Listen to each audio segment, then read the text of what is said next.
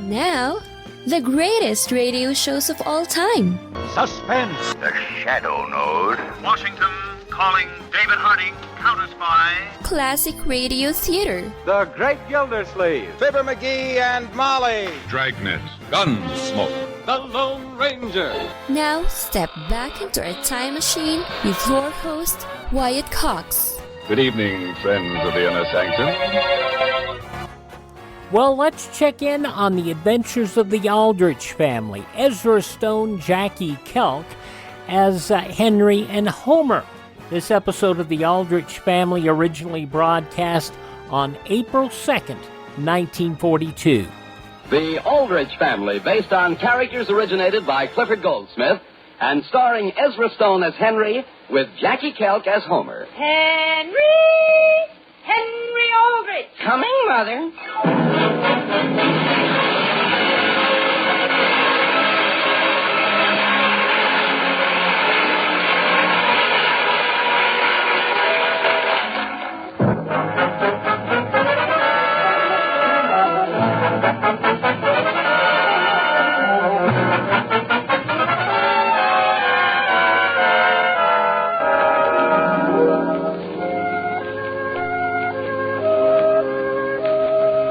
The month of April may bring its showers, but a little rain has never yet dampened the spirits of a teenage boy. And that's the reason it's fun to know a youngster like Henry Aldrich. For you can't stay down when a real American boy is bouncing around. Now the scene opens at the Aldrich breakfast table. Oh, boy, Mother, oh, boy, wouldn't you say I'm lucky, Mother? Yes, dear, but will you please eat your cereal? Sure, but gee, out of all the girls in this town, I'm the one she's chosen. Henry, may I have the cream, please? The cream? Father, wouldn't you say I'm sitting pretty? What's that? Look at what I just got from Loretta. It's an invitation for dinner at her house tonight. That's fine. Pass the cream. Henry, you haven't even started your cereal. Mother, I don't want to get this letter mussed up.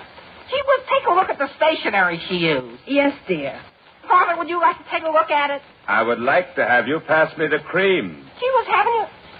Oh, boy. Oh, boy. What's the matter? I hadn't smelled it before. Sam, where are you going? I'm going to take a walk down here and get the cream. Father, why don't you let me pass it to you? You just sit there and keep on smelling that letter. Now, Sam, don't tell him to smell when I've asked him to eat.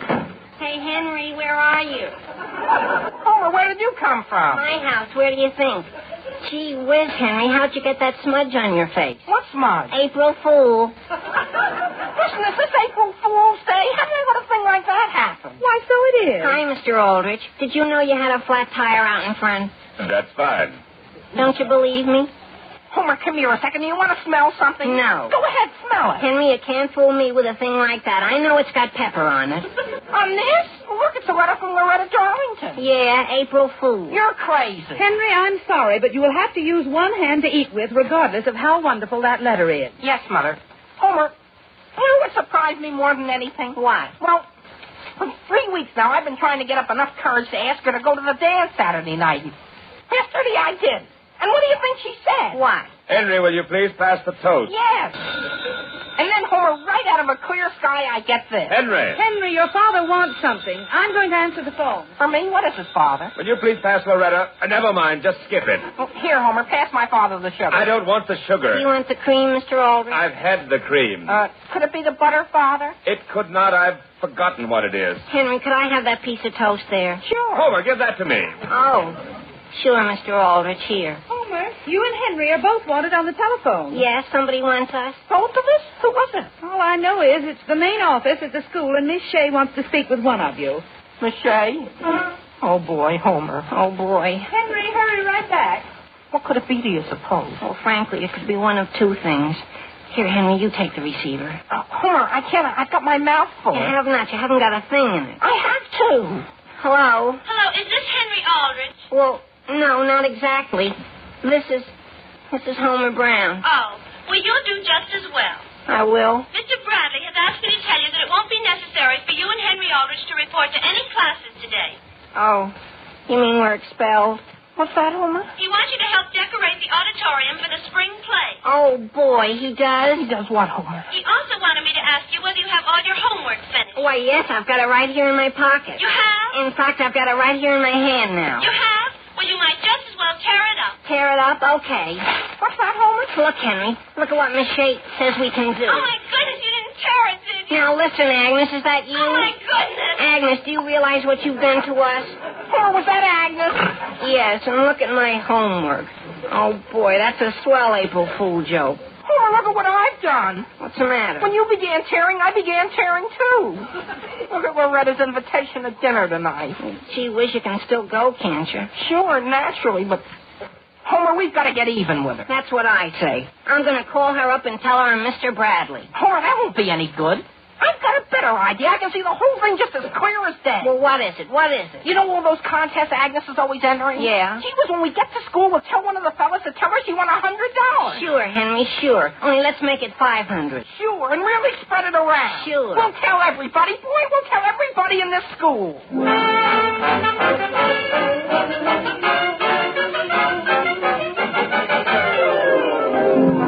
Have you heard about Agnes Lawson? Really? You mean to say she won all that money? Sure. Let's go ask her about it. Hi, you heard about Agnes? Yeah, and can you beat it? I sit next to her in English. Hey, what's this I hear about Agnes? Did she really win a contest? Sure she did. Look at her over in that crowd. Let's go tell her. Agnes Lawson won all that money? You're crazy. I am not. I know somebody that says she knows somebody that heard it on the radio last night. Did you hear it? No, but it's all over the school, though. Hi, Homer. There she is over there. Agnes. Oh, Agnes. What do you want? Oh, we want to tell you something. Agnes, did you know you won $1,000 in a contest? You're crazy. You did, too. Ask anybody in school, Agnes. You're crazy. I won $2,500.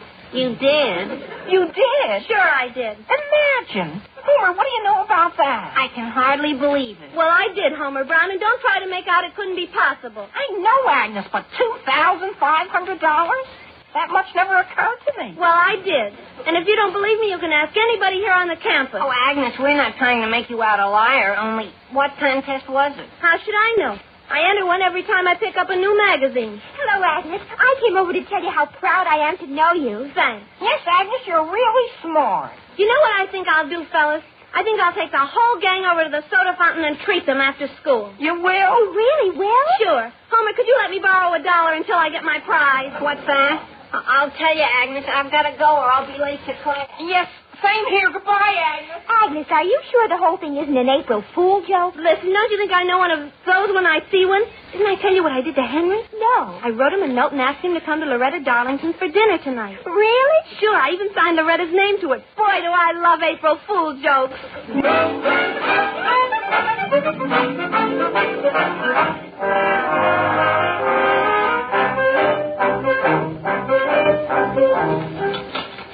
Do you have some more potatoes, Sam? No, thank you, Alice.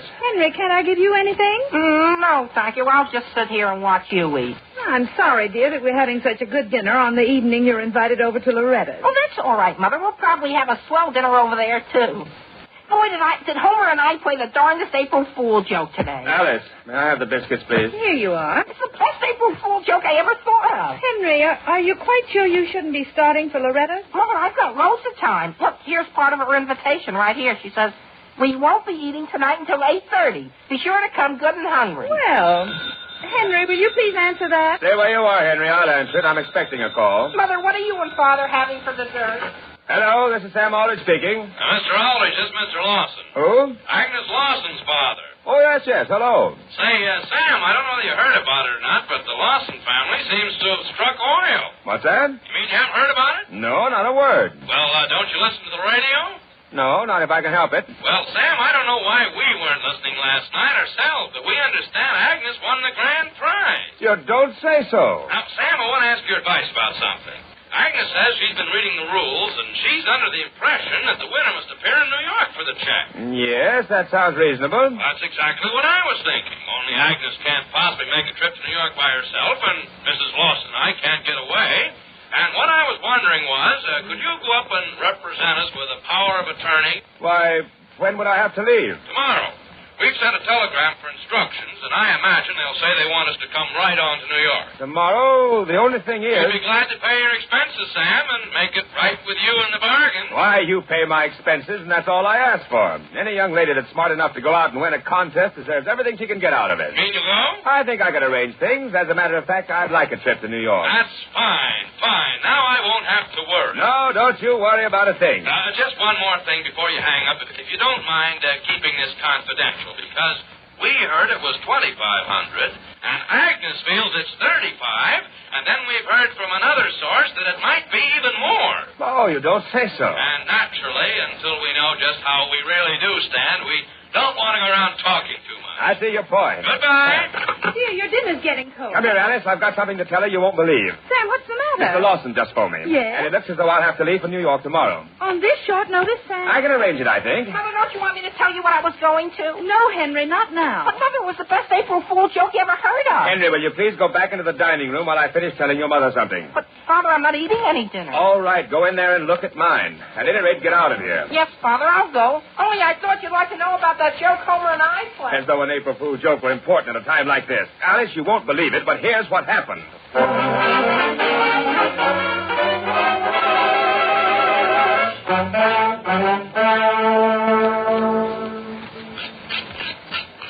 Well, sir, I may have seen bigger steaks and juicier steaks, but I don't remember where. And we can all thank Agnes for having it. Thank you, Mother. Did you really use up all our ration coupons to get this dinner? Yes, dear. Ed, you aren't cutting those slices a little bit thick, are you? Gertrude, are you forgetting what has happened to the Lawson family?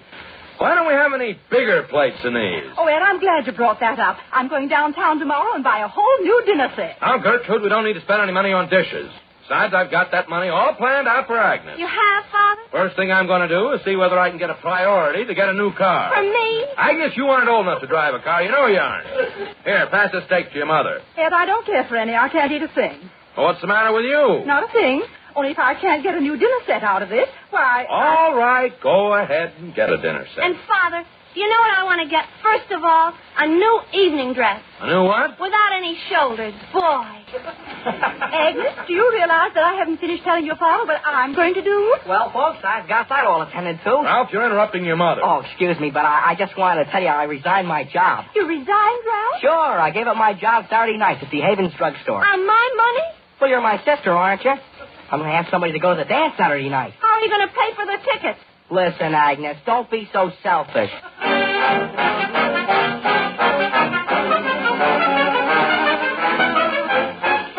Henry! Yes, Father? I thought you were coming down here so I could have a talk with you. Just one more minute, Father. What's the matter with the boy? Sammy's upstairs changing his tie. Again, that's the third time he's changed it this evening. Dear, he's going over to Loretta Darlington's in just a few minutes. Yes, Father. Is there something you wanted? There is. Henry, your father's just been talking with me, and he has a grand idea. He has? Yes, dear, and I'm going to let him tell you about it. Yes, Father. Henry, it's been a long time since you and I have done anything together, hasn't it? Well, we had a milkshake together last week. Yes, but... Henry, how would you like to make a trip to New York with me? To New York, Father? Yes, sir. You and I get on the train tomorrow, and we'll go on a real binge for the weekend. To New York? To New York. But how about my school tomorrow afternoon? I can get you out of it, I think. Oh, boy, and you're asking me whether I want to go? I thought you'd like it. Only, how about Loretta? I asked her to go to the dance Saturday night. Well, I don't think she'd want to stand in the way of your going to New York, would she? No, gee whiz. After all, she's having me for dinner tonight, so that will make it as though I weren't going to see her at all. Henry? Yes, Mother? Homer's on the phone. He is? Father, will you excuse me while I speak to him, please? And thank you very much for telling me. Hello? Hey, Henry, when did you hear what happened to me? To you, Homer, when did you hear about me? Well, Henry, I got a job at the Havens drugstore for Saturday night. You did? Sure, the guy that was working there just quit on a moment's notice. But, Homer, when did you hear what happened to me? What? Wait till I tell you. My father and I are going to New York. You are? Yeah, we're going on a blowout. Do you know how high the Empire State Building is? Sure, 75 stories. You're crazy, Homer. 75 stories? It's around 250. And I'm going all the way to the top. Sure, Henry. I know a couple of guys that have been to the top. But Homer, did you ever eat in an automatic restaurant? All you do is put in a nickel and boy, things come right out at you. Henry, your father wants to speak to you. He does, Mother. Homer, goodbye, and I'll send you a postcard. Okay, and I'll be back here drinking all the sodas I can hold. So long. Henry? Yes, Father? Henry, I've got to make the Pullman reservations right away. Are you quite sure it'll be all right for you to break your date with this Loretta, what's-her-name? Sure, Father. She won't mind staying home. She's a very good sport. You're quite sure? Sure. Hello? Number, please. L991. L991? Yes, please. Gee, Father, did Homer turn green when I told him about New York City? Yes? Boy, poor kid back here in Center Railroad. Hello? Hello? Hello? Hello, didn't you recognize my voice? This is Henry. Oh, Henry Aldrich? Yes. I'm sorry to bother you right this minute, Loretta, but my father just asked me to go up in the Empire State Building with him. What's that? We're going to New York. Well, you are, Henry. Yes, tomorrow. And I was just wondering whether it would be all right if I couldn't take you to the dance Saturday night. Well, Henry, as a matter of fact, it works out fine because somebody just phoned me a few minutes ago and asked me to go with him. Oh, somebody did? Yes. A friend of mine who's just come into a lot of money. Oh. I hope you have a nice time in New York, Henry. Oh, thanks, Loretta. And I'll be over in just a couple of minutes. What's that? Boy, and am I starved. Goodbye.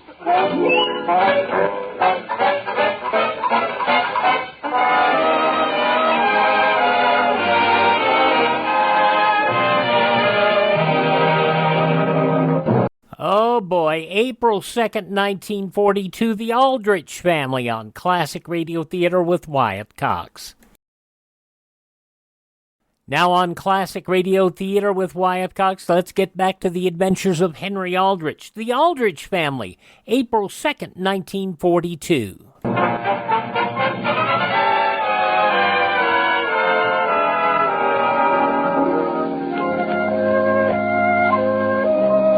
Agnes Lawson has sent an April Fool letter to Henry, inviting him to dinner tonight at Loretta Darlington's. Henry and Homer, in order to keep April Fool's Day from being a total loss, have led Agnes to believe that she's the winner of a radio contest. The scene opens in Loretta Darlington's home. The time is around 9:15. Well, Mrs. Darlington. Yes, Henry? Nothing. I'm sorry Loretta isn't here right this minute, Henry.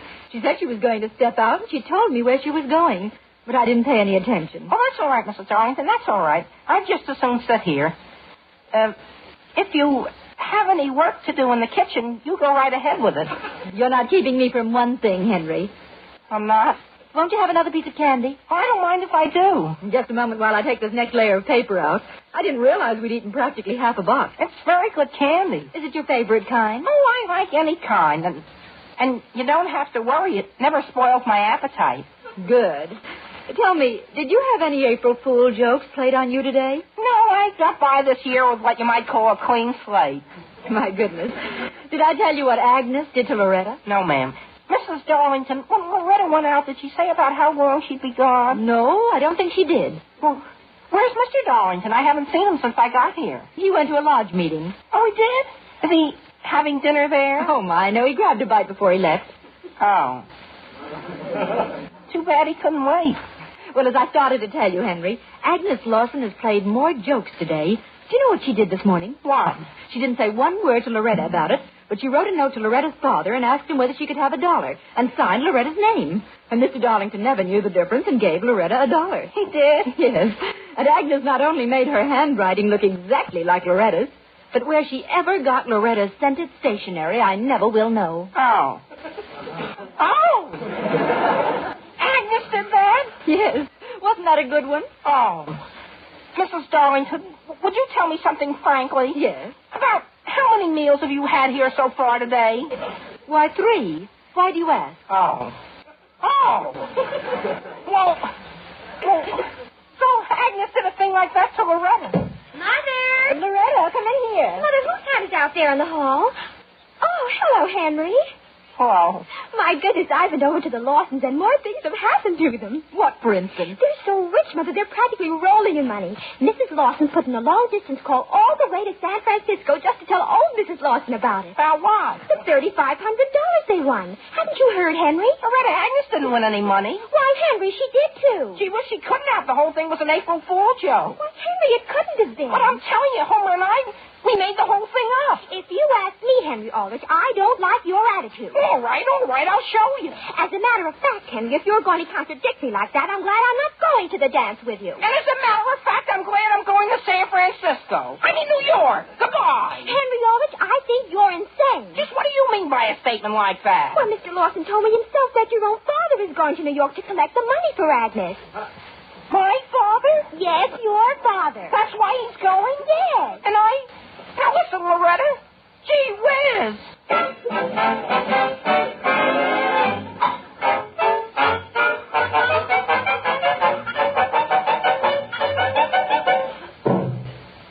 But Agnes, you didn't. You couldn't possibly have. Henry, I suppose suppose you think I don't know an April Fool's joke when I see one. But I'm not kidding you. You didn't win it. Wait a second, Henry. Let me explain it to her.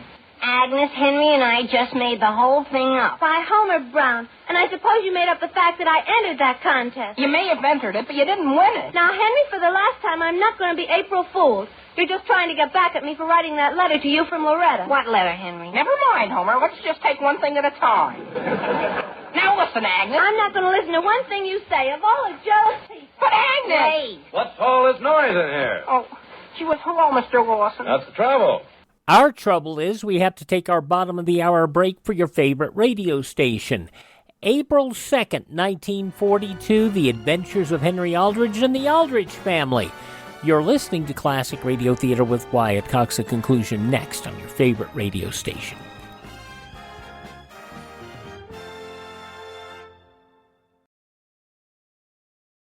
Classic Radio Theater family, you know our friend Mike Lindell has a passion to help everyone get the best sleep of your life. He didn't stop by just creating the best pillow. He created the best bed sheets ever. They look and feel great, which means an even better night's sleep for me, because, you know, I'm working like 67 hours a day. Now, Mike's offering the best deal on his Giza Dreams bed sheets ever. You can get a set of Giza sheets for as low as $29.98. You'll never want to sleep on anything else once you slept on a set of Giza Dream sheets. A special offer for you right now. You can get a set of Giza sheets for as low as $29.98. Call 1-800-928-4715. Use the promo code Wyatt. Or go to mypillow.com, use the promo code Wyatt. It's good on anything on the website. That number again, 1-800-928-4715. Use my promo code Wyatt.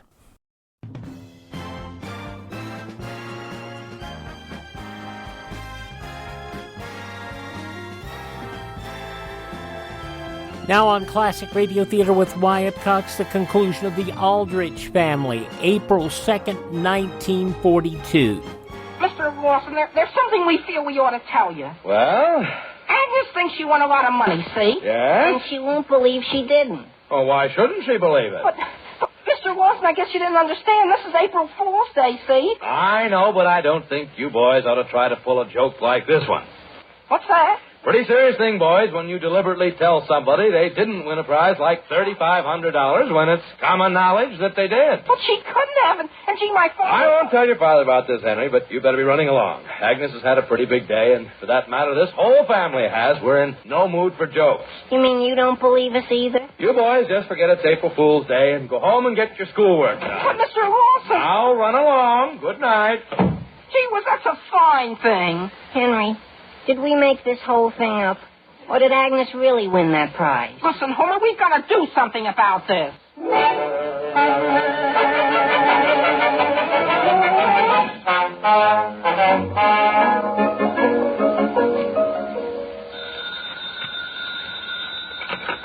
Hello? Mr. Lawson speaking. Hello, this is the telegraph office. Yes?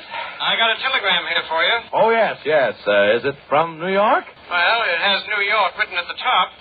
There's something about it I want to explain to you, but I think I'd better read it to you first. All right.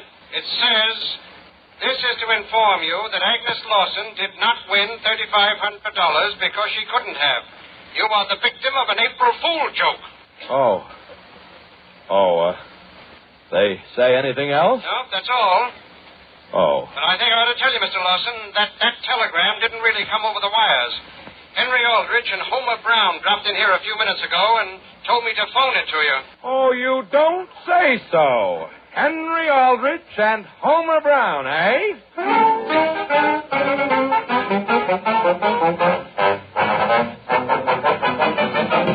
Henry, do you realize what a serious thing this is that you and Homer have done? Sending a telegram that wasn't even real. But, Father, Don't you boys like Agnes? I always supposed she was a pretty nice girl. She is, Mr. Aldrich, but she hasn't any sense of humor. That's the point. You think a thing like this is funny. No, Father, not anymore, we don't. Do you think any family in their right mind would go ahead and make all the plans they have if they hadn't won the money? I've a good mind not to take you to New York. But, Father, that's the point? Don't you understand? Henry, for the last time, let's not fool about this anymore. I've changed our plans and we're going tonight. My bag is right here and it's all packed. But, Father... If you want to go with me, you have 10 minutes in which to pack your things. You mean you're going now? I ought to be on the way to the station right this minute. But, Father, you can't take that train. Even if you cut off my allowance for the next 6 months, you've got to listen to me.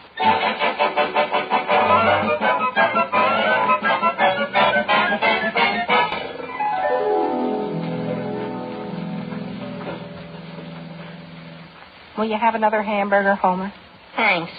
I don't mind if I do. Boy, am I hungry. Could I have the catsup, please? Here.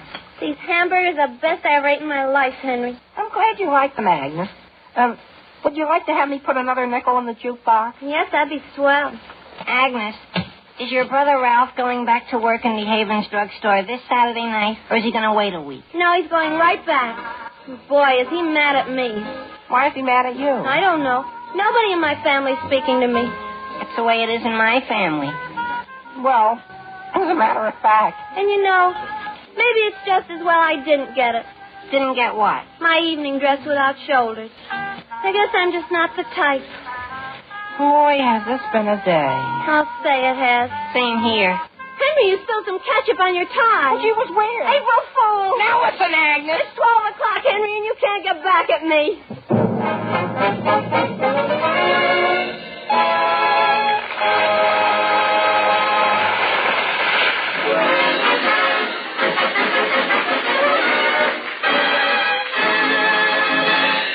Listen again next week, same time, same station, for another sparkling half hour with your favorite youngster, his family, and his pals. The Aldrich Family, starring Ezra-Stone, is written by Clifford Goldsmith. April 2nd, 1942, The Aldrich Family on Classic Radio Theater with Wyatt Cox. All right, thanks to our friend Ted at RadioMemories.com for this week's episodes of yours truly, Johnny Dollar. An episode, a series that I had not heard before, the Salt City Matter. This episode was originally broadcast April 2nd, 1956. From Hollywood, it's time now for... Johnny Dollar. Hello, Johnny. Sam Rubin. Oh. What's the matter, kid? I don't know. It's a feeling I get every time I hear your voice on the phone, Sam. Now, what does that mean? Well, the last time you called, I took a job and had to hock my watch for cable fare in Hong Kong. That's what it means. So I bought you a new watch, didn't I? What's on your mind? Ed Julian. Ed Julian? So long, Sam. No, wait a minute. Johnny, this is important. I need help. If you're fooling around with somebody like Ed Julian, you sure do need help. Go call a cop. They can't help me. I'm calling you. Johnny, for old time's sake. I'll see you after breakfast, Sam.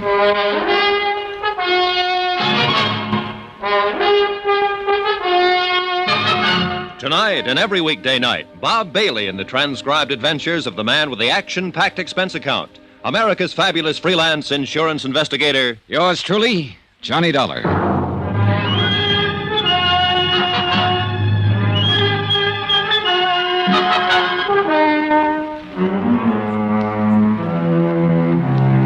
Expense account submitted by Special Investigator Johnny Dollar.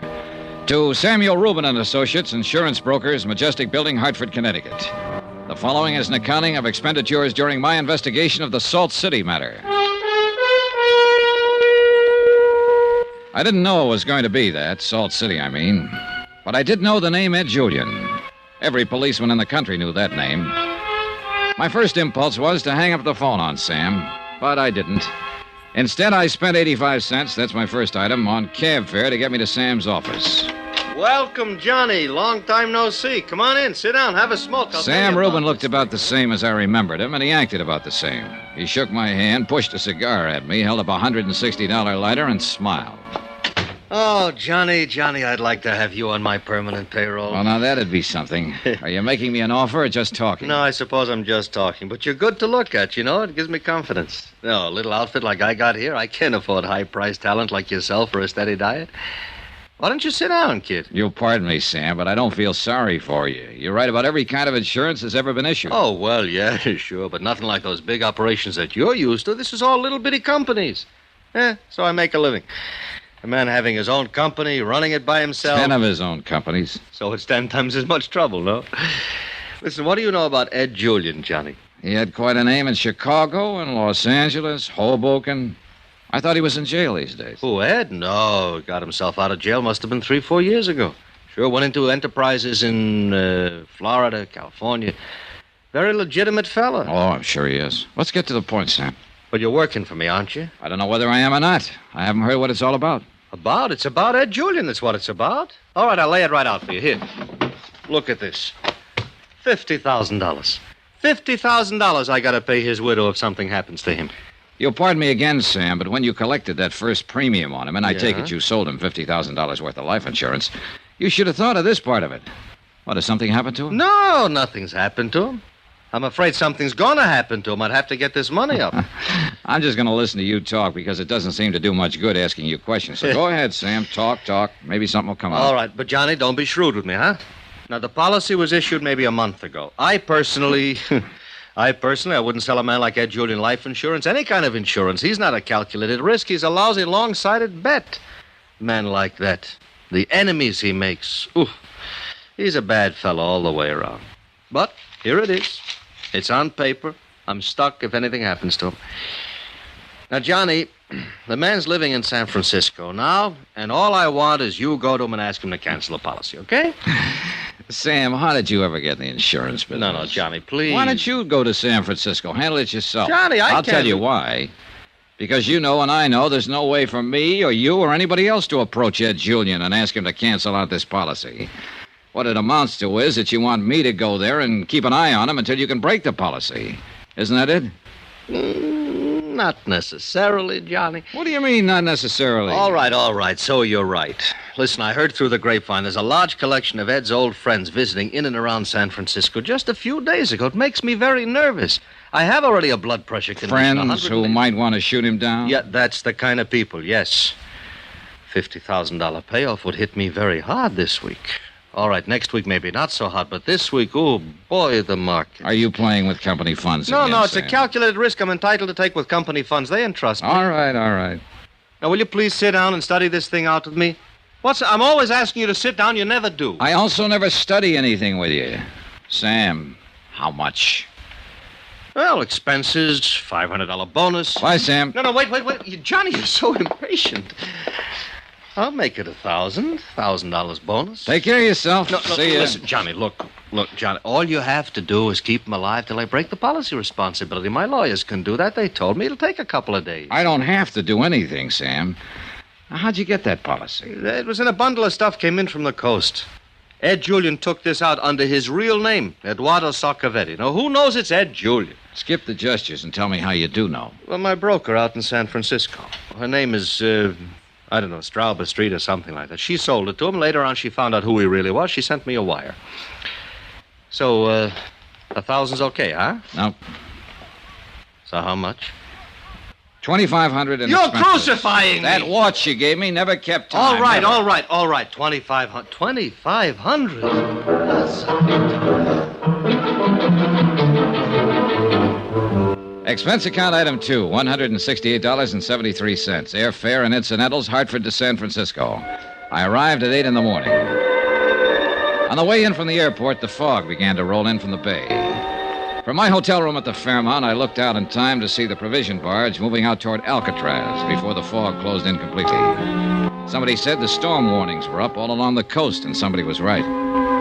By 11 o'clock, a light rain had begun to patter over the fog-bound Bay City. Item 3, $23, one trench coat. I was wearing it when I spent another buck. Item 4, cab fare. This time to get me from San Francisco's Fairmount Hotel to Ed Julian's address on another part of San Francisco's Nob Hill. There in the drizzling rain, I interviewed not Ed Julian, but one of San Francisco's older but more stable residents. The uniform said he was a member of the property police. Hey, you! Just a minute there. Just a minute. Nobody lives there. And I hope for your sake, boy, you ain't no Jimmy artist, because I got me a gun under this raincoat. I'm no Jimmy artist. I'm just trying to locate a man named Julian. Ed Julian? That's right. Mr. Saccavetti lived here. Well, according to my records, Mr. Saccavetti and Mr. Julian are the same man. Well, he ain't here now. Moved out bag and baggage a week, 10 days ago. Whatever name he used. Uh-huh. Don't suppose you have any idea where he went, do you? Nope. You happen to see him move? Yep. Him and his wife and their clothes. Left all their furniture, huh? Didn't have any to leave. This place was furnished for them. They're the kind of people who never own more than they can carry. That's the way I figured 'em. Fast-traveling and short acquaintances. Now, I once knew a feller up in King City. You see, King City's about 45 miles north of here. That's how the Ed Julian matter stood on a rainy morning in San Francisco. Nothing out of the ordinary for Ed Julian. Yet, all around me, there seemed to be some sort of a dark, threatening undertone that I couldn't quite put my finger on. Whatever it was, it troubled me, standing out in the rain, talking to that old man. It still troubled me when I made my way back down the hill and found, to my surprise, that the San Francisco classified telephone directory listed Edward Julian Enterprises. Expense account item 5, 10 cents, one phone call. Hello? Hello. I'd like to talk to Mr. Julian, please. He's not in. Secretary's out. Would you like to leave a message? Well, this is Johnny Dollar calling. He doesn't know me, I'll but leave the message for him. When do you expect him back? Never.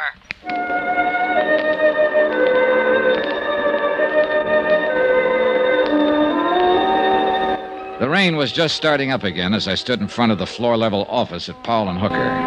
On the door it said Edward Julian Enterprises Incorporated. And below it said, walk in. I did. Hello? Hello, who's that? Hello. Hello, who are you looking for? Ed Julian. He isn't around now. Maybe I can help you. Well, maybe you can. I'd like to know something about his enterprises. Why? Oh, I might want to invest some money. Oh, what's funny about that? You the guy that called me a little while ago? Yeah, I called. I suppose you're the one I talked to. What's your angle? I want to find Julian. So do I. So do a lot of people. What's that name? Johnny Dollar. Well, I'm Ray Gumby, Ed's attorney. Come on in here. It's warmer. I followed Ray Gumby to the back office of the two-office suite. Watched him as he stood in front of the gas heater. Medium-sized man, 50 or so, wearing a tan sport coat, a wool scarf, a turtleneck sweater. Not exactly the conservative attire usually expected of members of the bar. But then he looked happy about it. Now, sit down, Dollar. Have a drink. Thanks, Mr. Gumby. Well, cheers.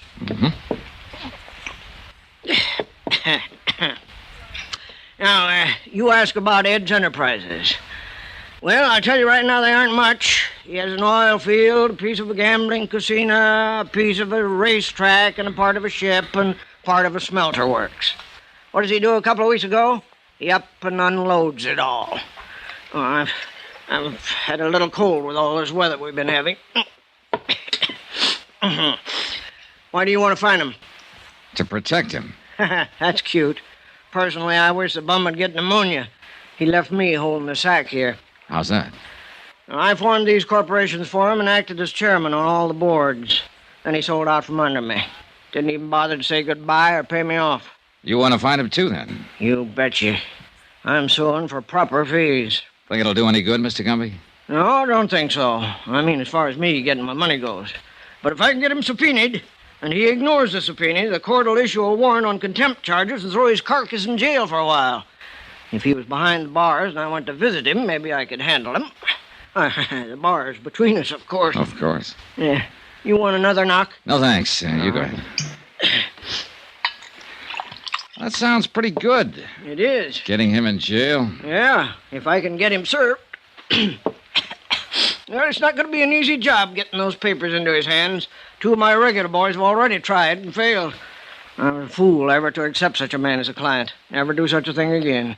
Well, if it makes you feel any better, Mr. Grumby, the man I'm working for said practically those same words to me in Hartford yesterday. It doesn't make me feel any better. I wish it did. And I wish you luck protecting him.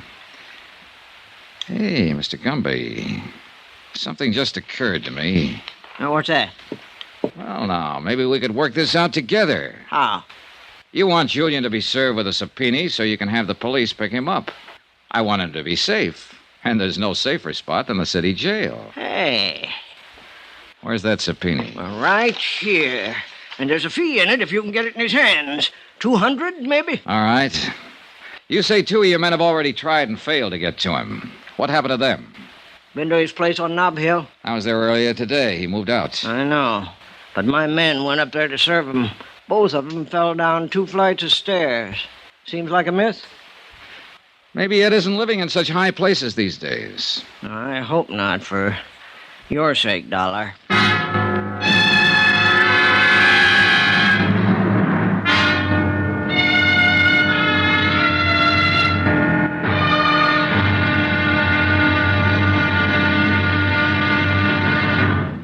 Now, here's our star to tell you about tomorrow's intriguing episode of this week's story. Tomorrow, that's when I begin to find a myth can be stranger than fiction.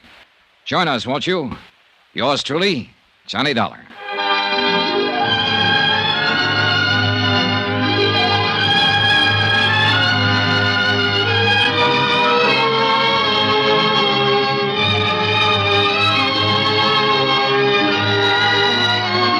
Yours truly, Johnny Dollar, starring Bob Bailey, is transcribed in Hollywood. Written by John Dawson, it is produced and directed by Jack Johnstone. Be sure to join us tomorrow night, same time and station, for the next exciting episode of Yours truly, Johnny Dollar. Roy Rowan speaking.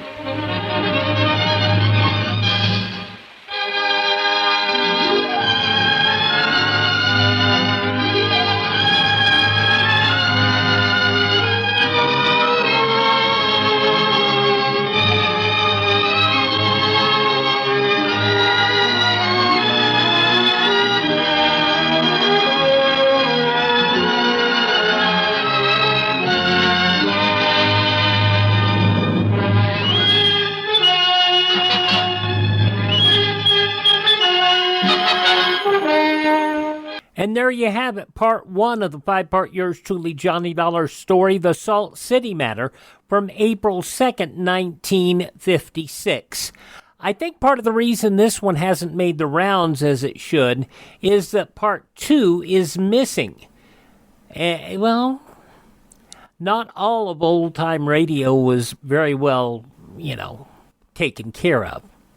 All righty, thank you for joining us here, and thanks to Ted for supplying us these episodes of the Salt City Matter. Radiomemories.com is his webpage. My webpage is at classicradio.stream. That's classicradio.stream. Stream our shows and learn about building a classic radio collection of your own. You can find our social media links, and you can buy me a coffee. The Buy Me a Coffee money goes toward us maintaining our distribution channels and keeping our classic radio theater collection expanding and growing. That's at classicradio.stream. Please thank this station and support their advertisers, but most of all, tell all your friends the greatest radio shows of all time are right here at this spot on the dial. Classic Radio Theater with Wyatt Cox on your favorite radio station.